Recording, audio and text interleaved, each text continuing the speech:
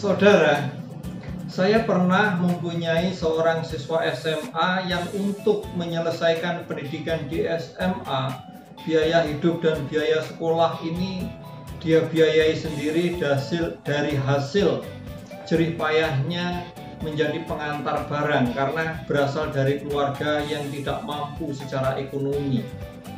Kenapa hal ini saya sharingkan? Karena saat ini saya melihat banyak sekali anak-anak usia SMA dan atau yang kuliah hidupnya santai, begitu mengandalkan orang tua, seolah-olah orang tua menjadi mesin pencetak uang.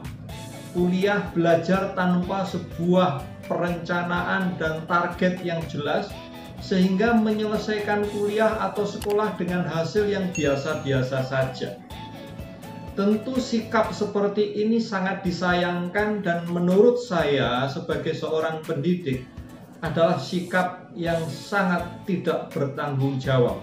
Karena itu di dalam video ini saya menyampaikan sharing ini sesungguhnya untuk para pelajar dan mahasiswa. Jika Anda orang tua, silahkan share ini kepada mereka.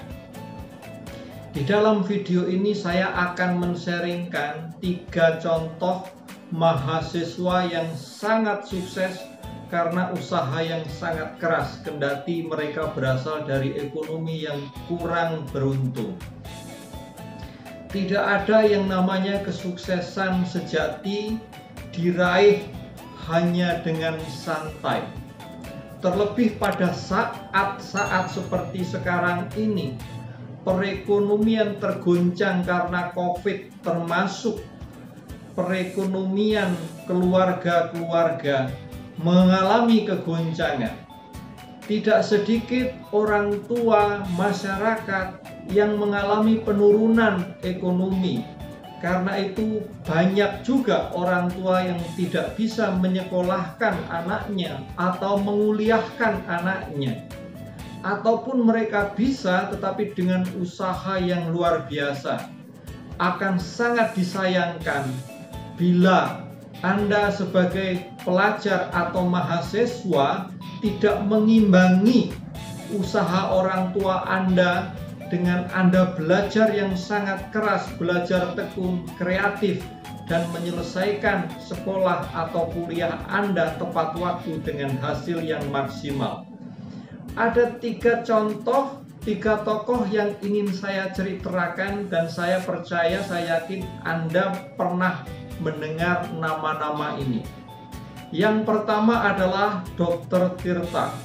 Saat ini Dr. Tirta ini orang yang sangat muda, sukses dengan Tukutu Store, sebuah usaha yang menjual sepatu.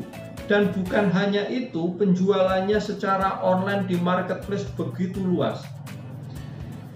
Dr. Tirta ini dikisahkan kalau kita melihat ceritanya pada waktu dia mahasiswa S1 karena ekonomi orang tuanya yang lemah, dia harus menjual gorengan. Di tempat kosnya dia menjual gorengan dengan harga 250 dan dijual di kampus-kampus. Usaha itu sukses, lalu dia mengembangkan usaha jasa cuci sepatu di marketplace dengan nama Tukutu Store. Contoh yang kedua yaitu Yasa Maranatha Singgih, berasal dari keluarga yang tidak beruntung secara ekonomi. Ayahnya sakit jantung, tidak bisa dirawat karena tidak ada biaya. Lalu untuk membiayai hidup dan membiayai kuliah, pada saat itu ada BlackBerry Messenger, dia menggunakan BBM dan Kaskus untuk menjual barang-barang yang sudah ada, dengan kata lain reseller. Dan ini dia tekuni dengan terus-menerus dan akhirnya berkembang pesat, yang saat ini dia mempunyai sebuah brand tersendiri yang disebut Men's Republic. Dan yang terakhir saudara yang akan saya sampaikan itu adalah bernama Nurul Amin Iskandar. Ini berasal dari Jogja. Setelah dia di PHK karena COVID, dia mengajak teman-temannya untuk membuat wastafel portable yang dengan pedal, dan dia berhasil membuat dan menjual lebih dari 350 unit, dijual di instansi pemerintah. Rekan-rekan muda, para pelajar dan mahasiswa, dari cerita yang saya sampaikan ini kita bisa belajar yang namanya kesuksesan sejati harus diperjuangkan dengan keras. Belajar keras, usaha keras tanpa harus malu.